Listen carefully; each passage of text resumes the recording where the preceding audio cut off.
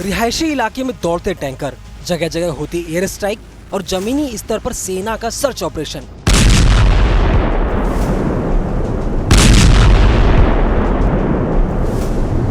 ये तस्वीरें लेबनान की हैं, जहां इजरायली सेना ने ग्राउंड ऑपरेशन शुरू कर दिया है और हिजबुल्लाह के ठिकानों को चुन चुन कर तबाह करना शुरू कर दिया है। आईडीएफ ने दी है। आईडीएफ ने सोशल मीडिया प्लेटफॉर्म एक्स पर लिखा, दक्षिणी लेबनान में हिजबुल्लाह के ठिकानों और बुनियादी ढांचे को खत्म करने के लिए सीमा पर लगे गांवों में लिमिटेड ग्राउंड ऑपरेशन शुरू कर दिया गया है। मीडिया रिपोर्ट्स की माने तो साल 2006 के बाद ये पहली बार है जब इजरायली सेना लेबनान में घुसी है। तब इजरायल और हिजबुल्लाह के बीच 33 दिनों तक जंग चली थी। तब उसमें 1100 से ज्यादा लेबनानी मारे गए थे, जबकि इजरायल के 165 लोगों की मौत हो गई थी। ग्राउंड ऑपरेशन को लेकर इजरायली सेना ने कहा है कि हिजबुल्लाह को जड़ से खत्म करने के लिए हमारे सैनिक तैयार हैं। उन्होंने बॉर्डर के नजदीकी गांवों और इलाकों को निशाना बनाना शुरू कर दिया है। ये वो इलाके हैं जहां से हिजबुल्लाह इजरायल पर हमले करता है।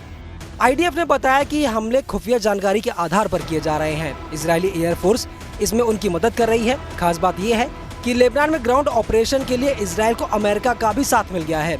अमेरिकी विदेश मंत्री लॉयड ऑस्टिन ने कहा है कि अगर ईरान इजरायल पर हमले करता है तो उसे गंभीर परिणाम भुगतने होंगे। अमेरिकी रक्षा मंत्री लॉयड ऑस्टिन ने सोशल मीडिया पर लिखा, उन्होंने इजरायल के रक्षा मंत्री से लेबनान में चल रहे ऑपरेशन पर बात की है।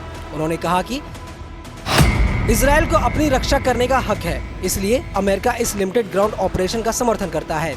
इजरायली सीमा से लगे बुनियादी ढांचे को खत्म करना जरूरी है ताकि हिजबुल्लाह हमास की तरह 7 अक्टूबर के जैसा हमला न कर सके। हालांकि सीमा के दोनों तरफ रहने वाले लोगों को घर लौटने के लिए कूटनीतिक समाधान की जरूरत है।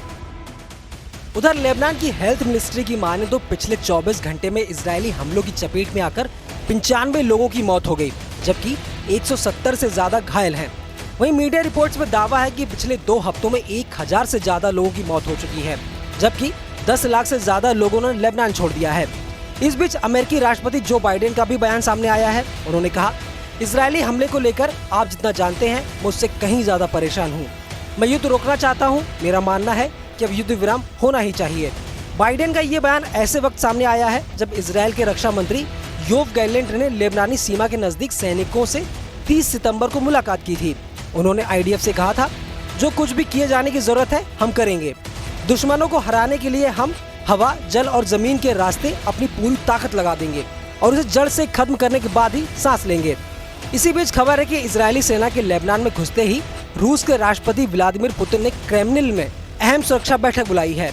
माना जा रहा है कि ये मीटिंग इजरायल के खिलाफ एक नया मोर्चा खोलने की तैयारी के लिए हो रही है। हालांकि इस मामले पर रूस की तरफ से कोई आधिकारिक पुष्टि नहीं आई है, लेकिन रिपोर्ट्स में दावा है कि रूस अमेरिका को सबक सिखाने के लिए ईरान और लेबनान की मदद कर सकता है।